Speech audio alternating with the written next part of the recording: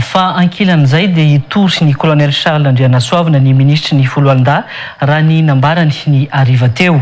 Fa niratsirana ny filohan'ny Repoblika lehibe faratapon'ny Foloalinda sy fanevaivana ny Foloalinda mantso no nataony manambona ahitra ambony efa nitsokan-daharana ny velany tamin'ny taona 2024 io hoy ny jeneraly Saivelala Monja Delphin tamin'ity androany ity. Tsy misy raha teo ny fitaovam-piadiana mavesatra na ny arme lourde nalefany amin'ny zandarmarim-pirenena malagasy ho ihany ny ministry ny Foloalinda tao anatin'ny valandresaka ho an'ny mpanao gazety izay nataony ariva teo. Ndeo rahantsika ny Antsiprian'izay eo amin'ny sariny Andry Rabesotra.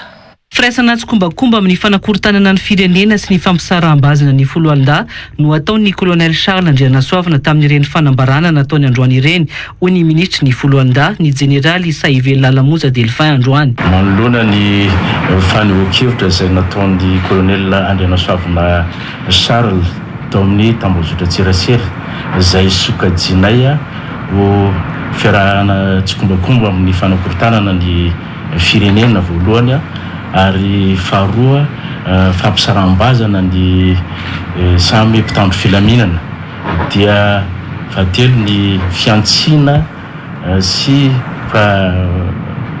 fampisaraham-bazana ny eto anivon'ny tafika malagasy ary ny fahaefatra moa zany dia faniratsirana ny filohan'ny Repoblika sady lehibe faratampony Foloalinda no fanevaivana ny Foloalinda Ray manontolo.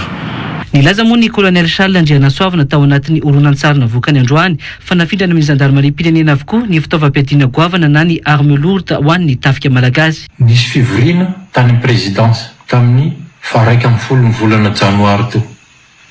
Dia izy daholo no tonga ny vory tao Andriamatoa Andry Rajoelina voalohany indrindra, Andriamatoa Premier Ministre Tsay Christian, ny président Sénat, ny général en retraite Ravalomanana Richard, ny MDN, ny ministre général de corps d'armée Saivelala Monja Delphin, ny ministre délégué la gendarmerie ary misy quelques officiers ny zavatra livreny zareo tao zany dia tahaka zao. Afindra makany amin'ny gendarmerie daholo ny arme lourde ny tafika. Inona zany ny antony? Inona zany ny antony amindranan'izay arme lourde zay? Nanaiky ny général de corps d'armée Saivelala Monja Delphin araka ny fahenoko azy nanaiky fa andefan'io arme lourde io. Inona ny antony? Mataotra ve samy solelaka?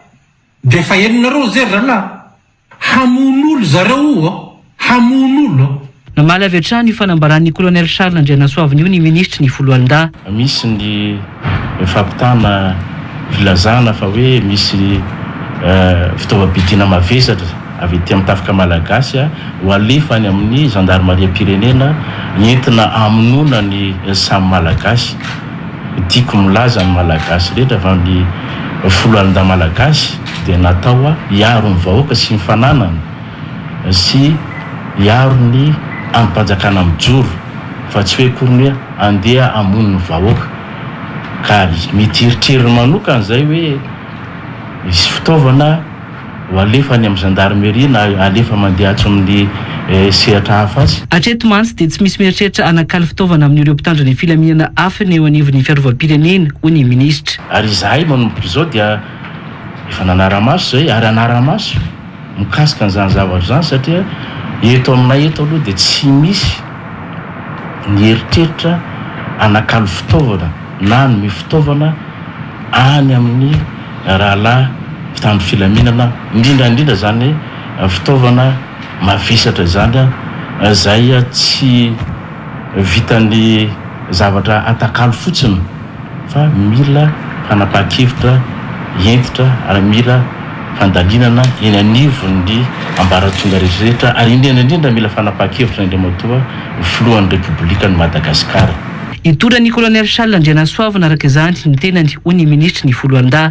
Eto izay dia milaza fa mihetraka fitoriana ho an'ny Andriamatoa Andrianasoavina Charles na dia any ivelany ary izy eo amin'ny fitsarana maefa mikasika an'ireo fanasoketana, mikasika an'ireo zavatra tsy marina, mikasika an'ireo fanakorontanana tiany atao eto amin'ny firenena malagasy ireo.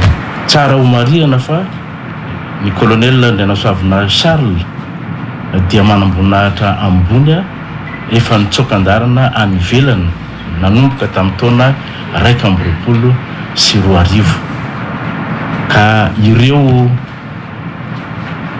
fanambarana nataon'ireo dia sokajinay ho anisan'ny fanakotanana tanteraka mihitsy ary tomponantoka tanteraka izy amin'ny zavatra zay resahany rehetrarehetra mikasika an'ireny sy voalazany ao anatin'io fanambarana io. Miroso amin'ny fifampiresahana ara-diplomatika ahafahana mandray ireo fepetra mifanaraka amin'izany ny ministerany raham-bahiny ho ihany ny ministra ny fiarovam-pirenena. Amin'ny lafiny ara-diplomatika dia tsy maintsy misy ny fepetra tsy maintsy fampiresahana amin'izay dia tsy maintsy miroso amin'izany ny tompony andraikitra eo anivon'ny ministeran'ny raham-bahiny zay tsy maintsy andamina an'izay fepetra ho raisina zay.